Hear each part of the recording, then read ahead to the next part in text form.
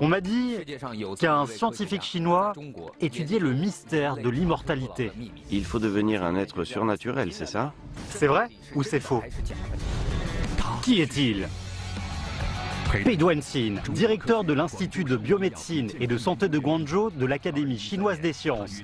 En 2013, lui et son équipe ont trouvé la source d'immortalité dans l'urine. Suite à cette découverte sans précédent, les scientifiques chinois ont de nouveau attiré les regards du monde. Ils ont extrait de l'urine humaine des cellules souches stables et cultivé avec succès une dent humaine régénérée, montrant au monde la perspective de régénération des organes et du prolongement de la vie. On pourra vivre 120, même 150 ans. Un biologiste génial, quel secret de vie va-t-il nous révéler? D'où vient la première cellule sur Terre? Pourquoi j'étudie les cellules? Pourquoi les hommes tombent-ils malades? Pourquoi une cellule peut-elle devenir une autre cellule? Votre question, qui peut y répondre? Derrière la science, quels bouleversements sont cachés? J'ai commencé par observer son visage. Vous devez être prudente. Ne leur posez pas de questions si pointues. Les scientifiques sont vraiment terrifiants. Votre histoire est épouvantable. Le plus grand mensonge de notre siècle. Je suis tout à fait convaincu. Toutes vos contributions serviront l'humanité. L'invité du jour, Pei Duanxin.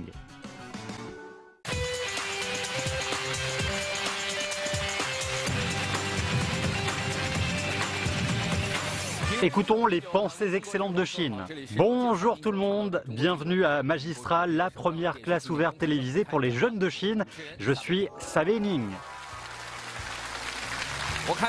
Il paraît que la plupart des spectateurs présents ici sont jeunes. Alors j'ai une question, n'ayez pas honte de me répondre. Ceux qui ont pensé déjà à l'immortalité, levez la main dans le public.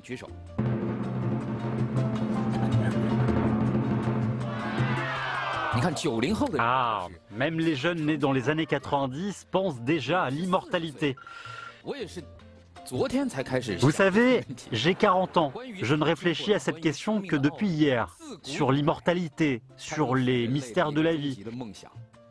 Eh bien, c'est depuis toujours un rêve ultime de l'homme. Aujourd'hui, on ne cherche plus chez les alchimistes des consolations qui ne sont en fait que des tromperies. On cherche véritablement, dans la science moderne, les moyens susceptibles de prolonger la vie humaine. Notre invité d'aujourd'hui est actuellement dans ce domaine un leader à l'échelle mondiale. Applaudissements s'il vous plaît pour notre invité, le biologiste cellulaire, le professeur Pei Duanxin.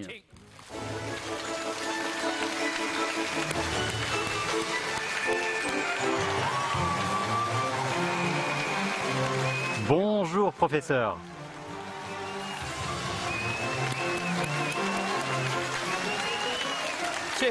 Merci tout le monde, asseyez-vous. J'ai encore une question. Qui d'entre vous étudie les sciences de la vie dans le public? Ah, il y en a deux. Ne nous en voulez pas, vous avez levé la main vous-même. Vous pouvez poser une question comme vous voulez dans votre domaine et voir si elle peut répondre. Puis vous jugerez si elles étudient vraiment les sciences de la vie. Ok. D'accord? Bien. Allez. Expliquez-moi ce qu'est une cellule. Bon, qu'est-ce qu'une cellule? Une cellule est la plus petite unité d'un être vivant. Exactement. Mademoiselle à côté? Je suis du même avis qu'elle. Elle a l'air d'une vraie chef comme ça. On dirait un leader. Elle dit directement d'accord, approuvé. Sinon, le noyau de cellule à l'intérieur. Ça s'appelle l'organite. Le noyau ne peut pas être considéré comme l'élément le plus essentiel de la vie. Dans le noyau, il y a aussi l'ADN, l'acide désoxyribonucléique. Oui, vous avez raison. Le noyau ne peut pas survivre seul. Il doit s'appuyer sur le cadre plus grand qu'est la cellule. Bon, merci à ces deux étudiantes. Elles se sont serrées la main après s'être assises. À l'école primaire, on avait un cours de sciences naturelles. On utilisait un microscope pour observer les stomates sur les feuilles. Oui. Mais votre travail est différent. Votre travail, vous êtes sur la cime de la pyramide des sciences de la vie, pour ainsi dire. Mais l'origine est la même. Mais sur la question de l'immortalité que vous étudiez, eh bien beaucoup de spectateurs ont peut-être encore des doutes. Le sujet de vos études est-il vraiment compréhensible pour nous? Au final, c'est vrai ou c'est faux? Maintenant, je vous laisse la parole. D'accord. À votre manière, parlez-nous un peu de vos recherches, des idées que vous souhaitez échanger avec les jeunes. Vous pouvez, vous voulez, partagez tout ce que vous voulez avec nous. D'accord, merci. Les deux demoiselles ont expliqué pour moi ce qu'était une cellule. Quand j'étais petit, la première fois que j'ai entendu parler d'une cellule, on m'a dit que j'avais peut-être un peu la cellule musicale, comme on dit en chinois. Cette question m'est toujours restée en tête. Je me demandais sans cesse si j'avais des cellules musicales et, outre celles-ci, si j'avais d'autres cellules, par exemple des cellules scientifiques ou bien des cellules de discours. Tout ça, c'est abstrait. Donc, je vais vous poser une question à vous tous. Vous pensez que nous avons combien de cellules en nous? Comptez-les pour moi. Il y en a combien? En fait, les scientifiques ne connaissent pas non plus le chiffre exact. On estime qu'il y en aurait des dizaines de billions. Ces dizaines de billions viennent d'une seule cellule, qui est la cellule fécondée. Au moment de la naissance, toutes les cellules sont parfaites. Mais après la naissance, pour diverses raisons, ces cellules vont perdre petit à petit leur fonction, ce qui conduit à la vieillesse. Si après notre naissance, les maladies mises à part, si on trouvait des moyens pour garder nos cellules toujours en parfait état, alors on serait immortel, non? On deviendrait un être surnaturel, n'est-ce pas? Un être surnaturel ne meurt pas, oui ou non? Du point de vue du devenir des cellules, c'est une loi ou une idée essentielle. Mais là, on sait bien que c'est très difficile de réaliser l'immortalité. S'il y a naissance, il y a mort. Aucun être ne peut échapper à cette règle et loi naturelle, parce que c'est aussi le résultat de l'évolution. Mais, depuis qu'on peut étudier, depuis que l'homme peut étudier le destin des cellules, notamment la technologie des cellules souches, on commence à avoir des rêves. Par exemple, quand une personne s'est développée à un certain stade, tous ses organes, tous ses tissus sont bons. Mais peut-être que son cœur, son foie ou ses reins sont moins bons. La dégradation de leurs fonctions entraînera le déclin des autres tissus. Cette personne mourra peut-être prématurément. Donc, on veut trouver une méthode pour que, si un des organes est abîmé ou en déclin, on peut en donner un nouveau, et ainsi peut-être prolonger la vie. Maintenant, je vais vous montrer une vidéo. C'est une chose qu'on fait tous les jours. Dans notre urine, il y a beaucoup de cellules saines. Ces cellules, après une nouvelle programmation, reviennent à l'état qui était le leur 5 ou 6 jours après la fécondation.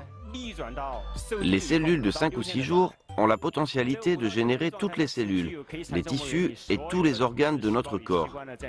Par exemple, la peau, le cœur, les vaisseaux sanguins, les nerfs. Dans le futur, si les conditions le permettent, on pourra les implanter de nouveau dans notre corps pour remplacer nos fonctions déjà perdues. Quand tout ira bien, on les conservera. Et quand le corps sera malade, on les sortira des bonbonnes d'azote liquide. Si on a besoin, par exemple, d'un cœur, on pourra en produire un. Si on a besoin d'un rein, on pourra en produire un. Donc, dans ce cas, l'espérance de vie actuelle est d'environ 100 ans. Mais dans le futur, on pourra vivre 120, même 150 ans. Cela dépendra de l'efficacité de notre technique. Vous pouvez m'aider et m'encourager. On pourra produire peut-être des reins, foie ou des cœurs. Mais c'est très difficile. La loi fondamentale de la formation de ces organes, on ne l'a pas encore trouvée. Et puis, on n'a pas encore de support idéal pour faire des recherches dans ce domaine. Donc, dans le passé, dans nos labos, on s'est demandé si on pouvait utiliser les cellules souches pour produire un organe relativement simple qu'on utilise tous les jours, une dent par exemple. Cette cellule, issue de l'urine, doit devenir une dent solide. L'expérimentation commence. Ils ajoutent des éléments induits dans la cellule souche. Les cellules ont été mélangées avec d'autres issues du tissu conjonctif d'une souris. Puis, le mélange a été implanté dans la couche externe d'un rein du rongeur. 3 semaines après, se constitue une structure en forme de dent. Cette dent n'est pas la même qu'une dent humaine. Sa dureté n'est que le tiers d'une dent normale. Elle porte cependant les gènes du chromosome humain et correspond à la structure normale d'une dent humaine. Voici un grand progrès pour la recherche. Le succès de la dent régénérée annonce une grande potentialité pour les cellules souches. Après la formation de cette dent, on veut chercher les lois précises de la formation de la dent, contrôlées par le développement de la cellule. Parce que la formation de tous ces organes, à mon avis, suit sûrement la même loi essentielle. Donc, à travers une simple dent, on est en train de chercher les lois qui régissent ce domaine. Le public commence à s'intéresser à nos recherches. On ne s'attendait pas à ce qu'elles aient un tel écho. On pensait que notre travail sur les nerfs aurait une plus grande influence. Ces neurones-là sont pareils que les neurones dans notre cerveau. Mais la forme précédente de ces neurones, ce sont justement les cellules de l'urine, qu'on a vues tout à l'heure dans la vidéo. À quoi serviront ces neurones dans le futur? Quand on aura 60 ou 70 ans, certains d'entre nous seront atteints de démence sénile. Avec cette maladie, les neurones du cerveau régressent puis disparaissent. Le malade perd sa mémoire et à la fin, il nous quitte. Si on peut collecter maintenant l'urine de ceux qui seront probablement atteints par cette maladie, surtout quand ils sont encore jeunes, on pourra fabriquer en avance leurs cellules souches nerveuses. Des dizaines d'années après, quand ils auront les premiers symptômes, on pourra implanter chez eux les cellules souches et les neurones acquis. Comme ces cellules proviennent de leur propre urine, ils n'auront pas de rejet de greffe. En fait, cette cellule souche est déjà très proche de son application. Récemment, avec le soutien des autorités locales, on a ouvert des usines de cellules souches. Quand on aura fabriqué des cellules, on procédera à des essais cliniques pour savoir si elles peuvent aider à guérir des maladies. Tout à l'heure, je vous ai parlé de la première fois où j'ai entendu parler de cellules, jusqu'au moment où j'ai choisi d'étudier leur devenir. Je suis dans ce domaine depuis plus de 30 ans. Ce que j'ai partagé avec vous aujourd'hui n'est en fait qu'une partie de l'iceberg. Cet iceberg est très grand. Il faut que tout le monde dans ce domaine l'exploite. Au final, on aimerait que notre équipe coopère avec les scientifiques du monde entier pour pouvoir, grâce au contrôle du devenir des cellules, produire des cellules, des tissus et même des organes dont les malades auraient besoin, et par là même maintenir les hommes en bonne santé. On espère aussi que de plus en plus de jeunes viendront nous rejoindre dans les sciences de la vie, car toutes vos contributions serviront l'humanité et on en profitera peut-être tous dans le futur. Merci.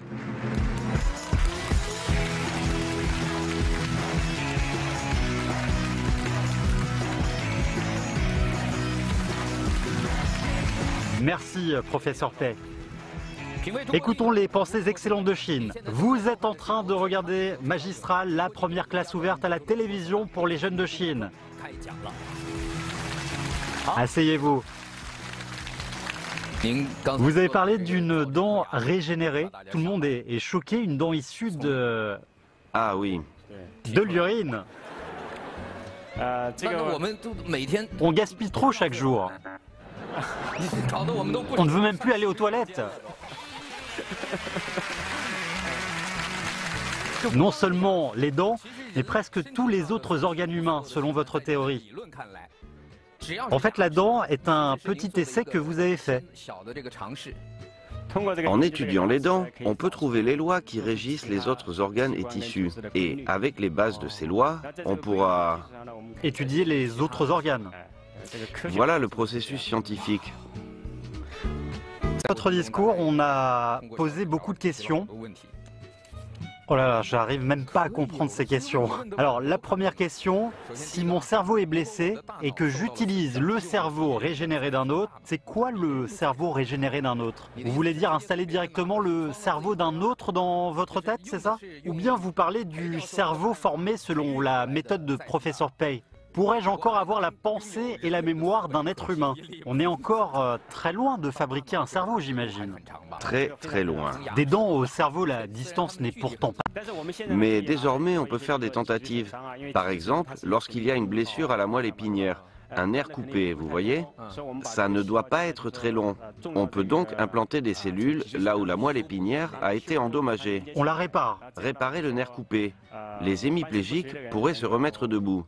C'est-à-dire que chez ceux qui souffrent de tétraplégie, en fait, la transmission de l'influx nerveux ne se fait plus. Mis à part cette transmission, les autres parties sont saines. Allez, deuxième question. Alors, je ne sais pas si je peux vous la poser. Allez-y. Vous travaillez tous les jours avec des bouteilles et des fioles. Vous buvez de la bière?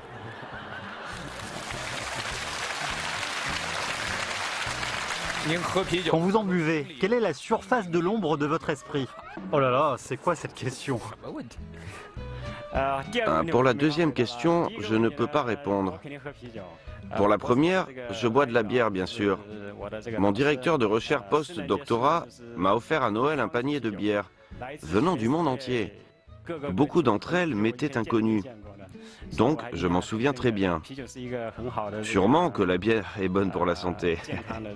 Vous n'avez peut-être pas très bien compris la question.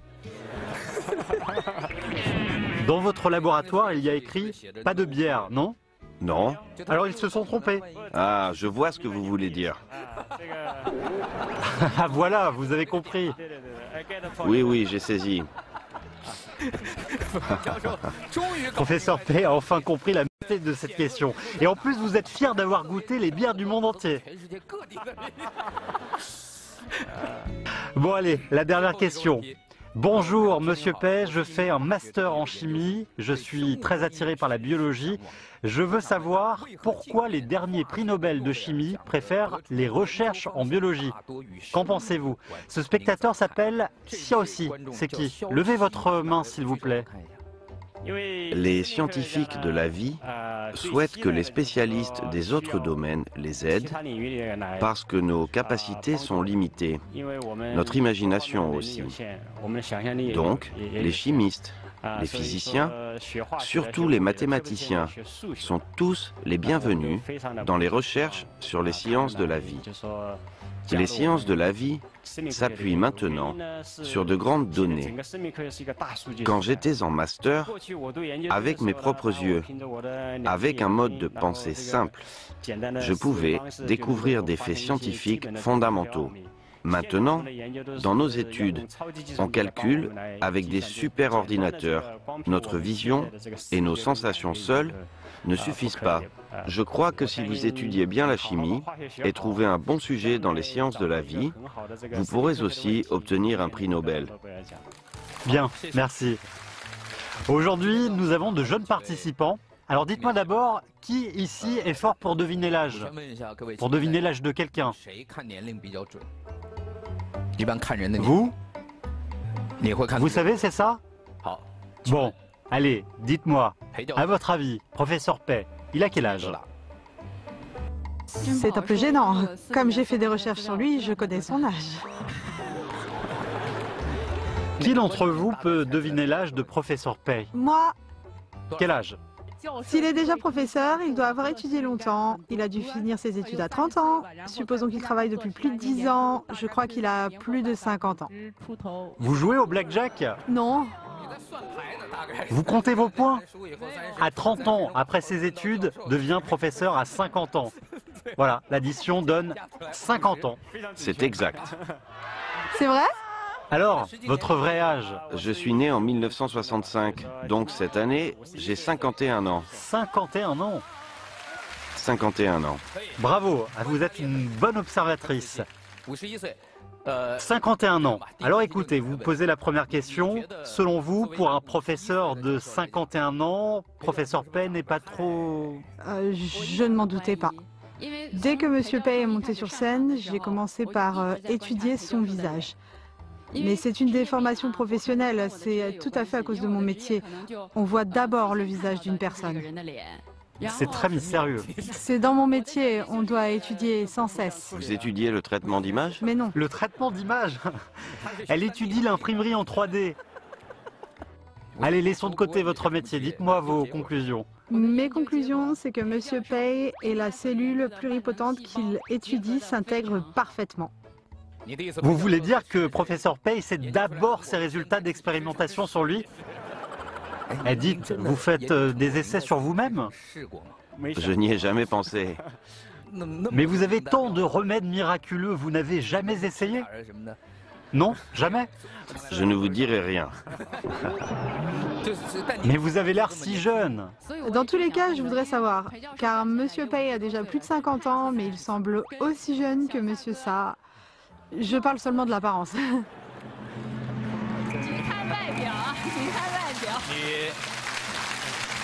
Vous devez être prudente. Oui, bien sûr. Donc je voudrais savoir, Monsieur Pei, vous êtes si bien conservé, vous avez des secrets, pouvez-vous nous les dévoiler? Ça m'intéresse beaucoup. Les scientifiques ont-ils tous l'air si jeunes? Les scientifiques ont une pensée plutôt simple. Ils ne pensent pas trop. Nous sommes trop compliqués. Excusez-moi? On vieillit vite. Parce qu'on réfléchit souvent à des questions, on fait des recherches. Mais vous avez dit que vous aviez une pensée plutôt simple. Je ne réfléchis que sur quelques questions. Pourquoi cette cellule peut devenir une cellule souche nerveuse? Pourquoi elle ne devient pas une cellule du foie? Ah, vous appelez ça des questions simples, vous? Nos questions quotidiennes sont trop compliquées. Qu'est-ce qu'on va manger au déjeuner? Alors, sur ce point-là, je vais vous expliquer. Quand on dit simple, ce n'est pas vraiment simple. Pour nous, simple, ça veut dire toutes nos questions sont des questions qui auront une réponse. Je veux qu'elle devienne une cellule souche nerveuse. Alors, j'ai confiance sur sa possibilité de le devenir. Et au final, on réussit à la transformer ainsi. D'autres questions vous semblent peut-être simples, mais elles sont très compliquées pour nous.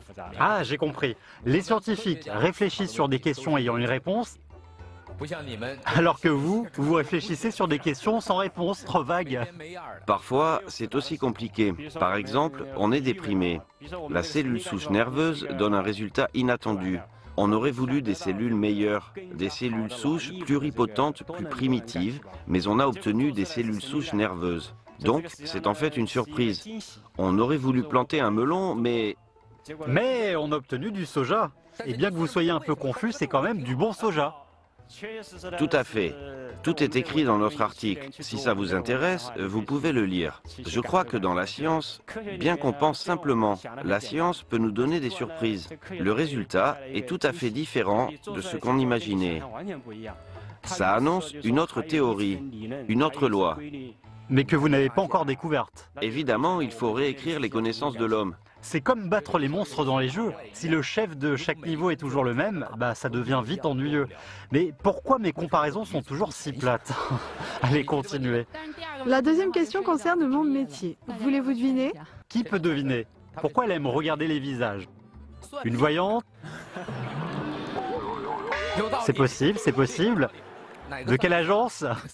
Elle fait de la chirurgie esthétique. C'est possible aussi. Conseillère matrimoniale? Oui, c'est correct. Qu'est-ce qui est correct? Médecin en chirurgie plastique. Vous vivez sur la lame du rasoir. Oh oui, à peu près. Donc, Monsieur Pei, je viens d'écouter votre discours. J'ai besoin d'une opération. Non, non, non, non, je ne veux pas vous opérer. Je veux coopérer avec vous parce que vous avez dit que les cellules régénérées pouvaient être utilisées dans la peau pour qu'on fasse plus jeune. Il y a quelques jours, une vieille dame de plus de 70 ans... Plus de 70 ans. Oui, elle a apporté une photo parce que tout le monde veut rajeunir. Elle croyait qu'on pourrait l'aider.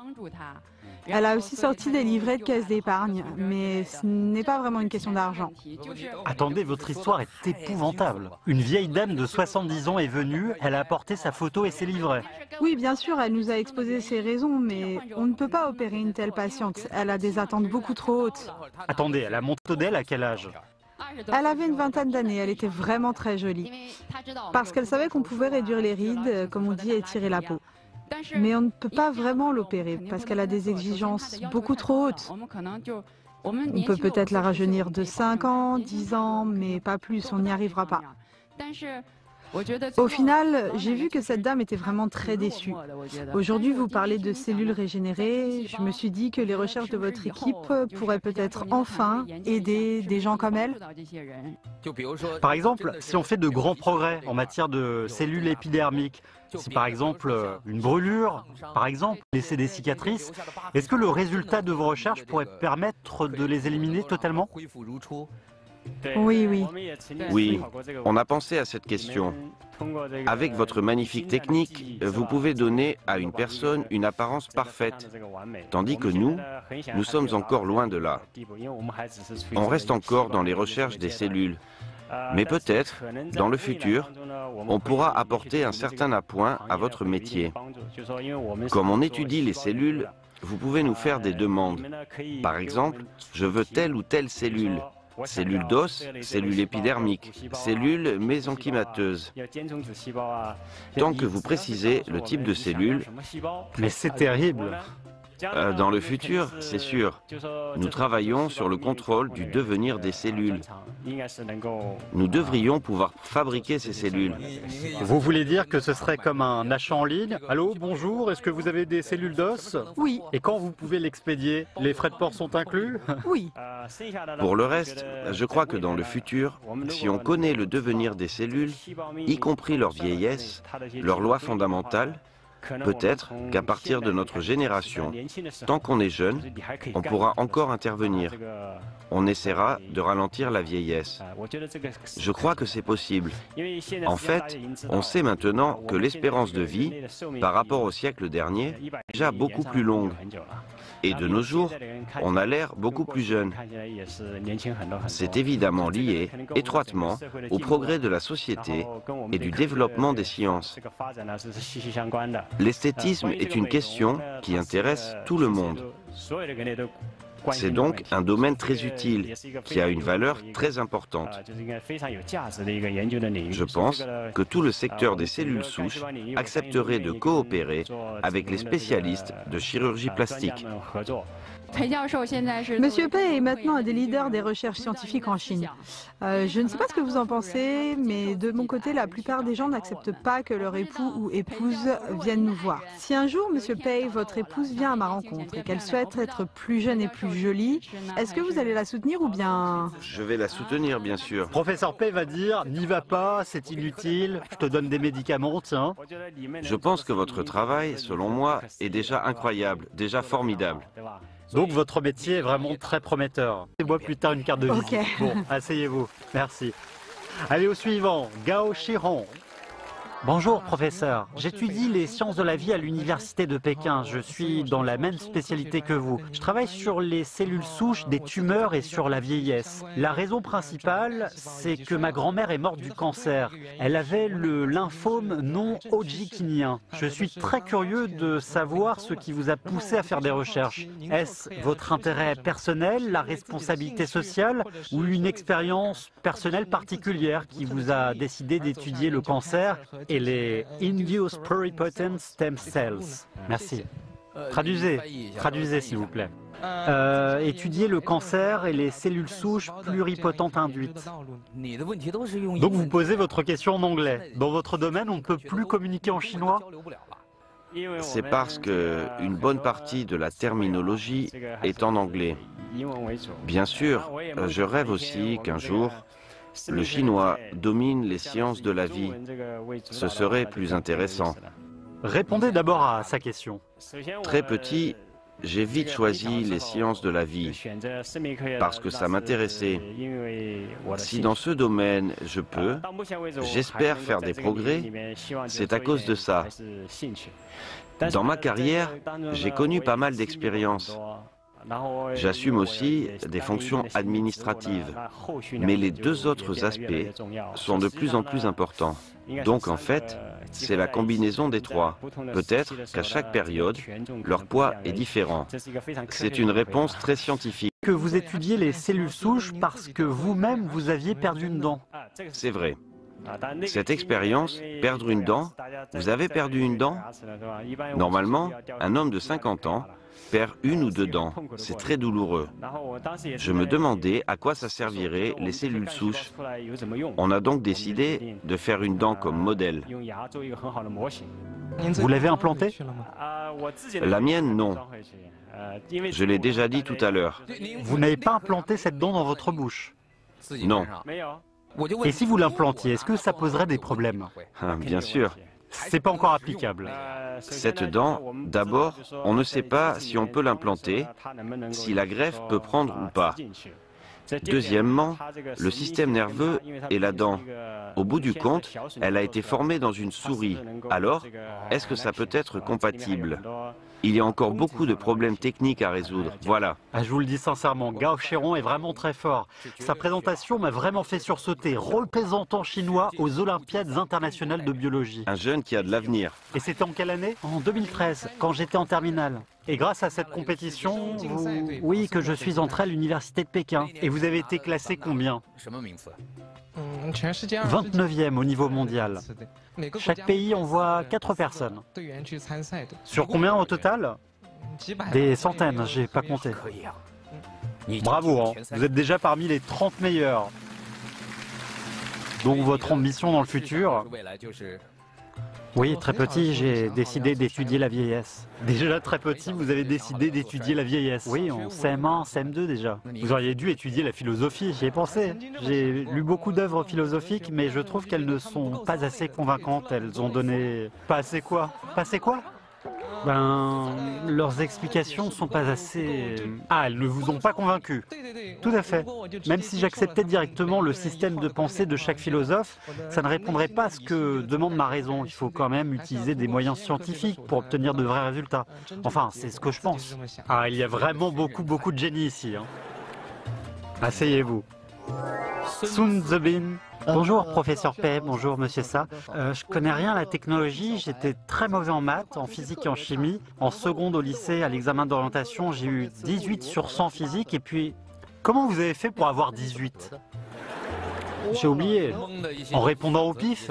C'est bizarre, si j'avais pas répondu au pif, peut-être que j'aurais eu une meilleure note. Puis je me suis orienté vers l'art, et plus j'avance dans ma spécialité, eh bien plus je trouve que je suis anti-technologie. Anti-technologie? Pourquoi je dis ça? Eh bien parce que depuis mon enfance, j'ai vu beaucoup de films, comme Resident Evil. C'est épouvantable. Aujourd'hui, quand on écoute votre discours et les échanges que vous venez d'avoir, eh bien je me dis que les scientifiques sont vraiment terrifiants. Je ne sais pas si vous imaginez qu'un jour, un cœur ou un autre organe fabriqué par vous soit volé par un sale type. Ce serait vraiment une chose terrible. Vous avez déjà pensé à quelque chose comme ça? Franchement, j'ai envie de vous serrer la patte. J'ai pas osé poser la question, mais c'est vrai que j'ai eu le même doute. Je suis très inquiet. Oui, on est sur la même longueur d'onde. Pour ce qui est des sciences, on n'a pas le moindre atome crochu, mais on est très sensible à d'autres choses, comme l'inquiétude pour le futur que vous décrivez. Alors, vous avez aussi dit tout à l'heure que le résultat était souvent différent que ce que vous aviez prévu. D'où en fait nos inquiétudes, des inquiétudes que vous aussi vous avez? Bien qu'on voit des problèmes dans beaucoup de films de science-fiction, il faut faire confiance à l'être humain. On a inventé la bombe atomique, mais on l'a utilisée seulement, pendant une période très particulière. L'homme est capable de détruire la Terre, mais à tout moment, on est plus conscient et plus confiant. Aujourd'hui, dans ces circonstances, discuter de cette question est aussi nécessaire. Je crois que sur ce point-là, en Chine, les discussions sont encore peu nombreuses. En Occident, chaque fois qu'il y a une nouvelle technique, toute la société en discute. Récemment, j'ai participé à un colloque sur le développement de la technique d'édition de gènes humains, avec l'Académie nationale des sciences des États-Unis, l'Académie chinoise des sciences et la Royal Society du Royaume-Uni. On a discuté ensemble, non des questions techniques, mais de ce qu'elles vont apporter à l'homme. Comme nous sommes des gens connaissant un peu cette technique, nous devons bien réfléchir à cet aspect. Nous menons maintenant des recherches depuis 1 an. Il faut tenir compte de tous les détails. Ensuite, nous allons publier ce rapport dans le monde entier. Du coup, ça deviendra une partie des connaissances humaines.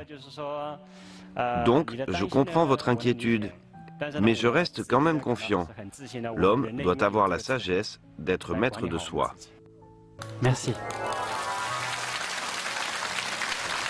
Nos inquiétudes vont peut-être trop loin, mais ça peut aussi être demain, qui sait. Par exemple, tiens, ce soir, professeur Pei rentre et crée un truc, et demain il nous dit « Ah bah désolé, je me suis trompé, j'ai voulu former du soja, mais j'ai obtenu une pastèque. » Ou encore... C'est bien là le charme de la science, n'est-ce pas? Elle a sa nécessité. Parfois, c'est très intéressant. Le hasard est aussi un élément très important dans la science. Alors vous avez parlé du devenir des cellules, ou une partie du devenir humain, qui est entre les mains des scientifiques. Donc l'autodiscipline des scientifiques importe pour le développement social, pour la coexistence pacifique, et le développement continu et durable des hommes dans le futur. Vraiment? S'il vous plaît. Allez-y.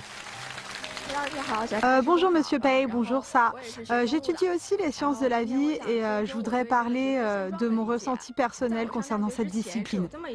Avant l'université, on m'avait dit que le 21e siècle serait le siècle des sciences de la vie.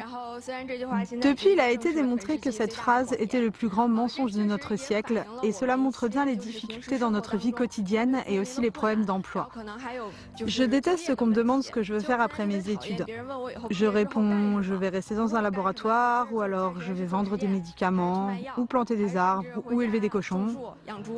Mais il y a 10 ans, cette discipline était très appréciée. Maintenant, bien qu'elle présente toujours de bonnes perspectives, la situation des étudiants ordinaires est vraiment très préoccupante. Tout le monde ne peut pas réussir comme vous et on rencontre beaucoup d'échecs dans les expérimentations. Et durant ce processus très long, on ne sait plus s'il faut insister ou changer de métier. Alors je voudrais avoir l'opinion de Monsieur Pei concernant cette question. Mais quel écart entre les questions? Il y a quelques minutes, un représentant aux Olympiades internationales de biologie. Tout à coup, voilà qu'on plante des arbres et qu'on élève des cochons. La réalité est vraiment si cruelle. Ce que vous avez dit, je l'ai vécu plus ou moins aux États-Unis. Mais je crois que les sciences de la vie ont vraiment leur charme. Seuls nous, qui travaillons dans ce domaine depuis beaucoup d'années, pouvons vraiment le comprendre. Je suis plutôt confiant en moi-même. Mais avant la publication de son premier article, on se dit toujours, peut-être que je ne pourrai jamais publier un seul article. On est très confus. Mais dès que vous entrez dans le circuit normal, avec la publication du premier article, puis du deuxième, puis du troisième, vous comprenez que c'est un système soutenu par lui-même.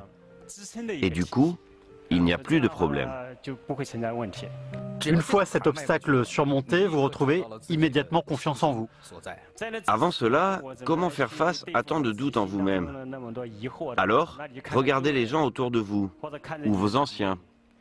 Par exemple, vos directeurs de thèse, vos condisciples. Ils sont pareils que vous. S'ils peuvent réussir, je crois que vous le pouvez aussi. Je dois soutenir cette étudiante en doctorat et défier un peu professeur Pei. Je suis en doctorat de physique aux États-Unis.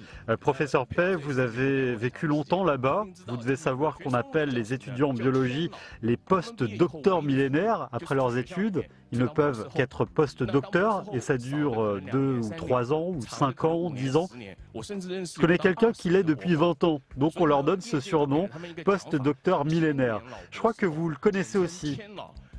Voilà la situation. Je suis donc rentré en Chine et depuis mon retour, j'aide des étudiants à choisir leur orientation. S'ils veulent étudier aux États-Unis, eh bien on fait des plans d'études, des plans de carrière. C'est vrai qu'en Chine, il y a encore beaucoup de jeunes étudiants qui veulent étudier la biologie. Ils sont enthousiasmés par l'idée que le 21e siècle sera un siècle de biologie.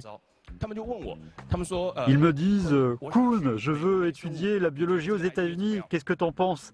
Pour leur répondre, je leur pose 3 questions.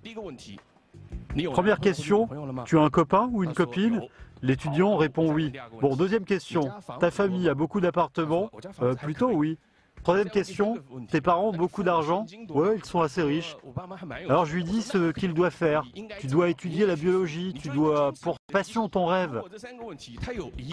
Si à l'une des trois questions il répond non, je vais lui conseiller d'être réaliste. Je connais trop d'étudiants en biologie qui ne trouvent pas de poste et restent à vie post-docteur. Professeur Pei, comme on a dit tout à l'heure, vous êtes au sommet de la pyramide.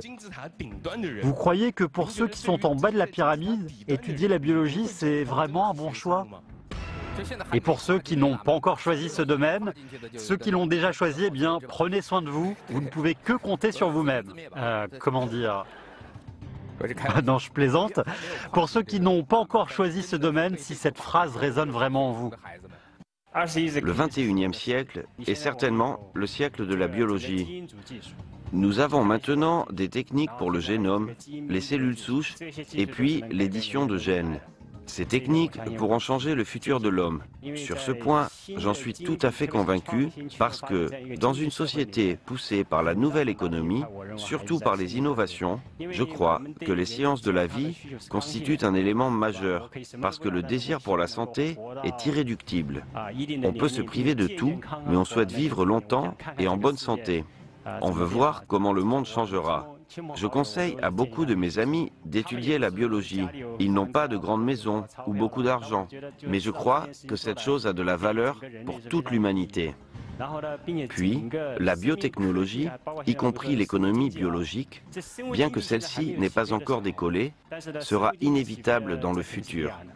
À partir de l'estimation de Wall Street sur des entreprises de biotechnologie récemment cotées en bourse, vous pouvez voir que tout le monde est assez optimiste en ce qui concerne ce domaine. Les sciences de la vie sont assez vastes. Aux États-Unis, la plupart des investissements en recherche et développement sont destinés à cette discipline. Elle est en fait très prometteuse. Mais dans ce domaine, comme ce que cet étudiant a dit tout à l'heure, je crois que pour ce qui est de la compréhension, de l'analyse et aussi de la connaissance, il y a encore beaucoup à faire. Mais ces derniers temps, je suis un peu triste. Autrefois, dans les célèbres universités, les sciences de la vie recrutaient les bacheliers avec les meilleures notes. Il paraît que ces dernières années, ça a beaucoup chuté. Donc on espère que... Certes, avec l'essor d'Internet, la finance, le droit, c'est aussi un processus très sain. Parce qu'il est nécessaire de passer plusieurs fois au crible. Peut-être que la biologie va bientôt regagner les faveurs, surtout avec les grands progrès récents.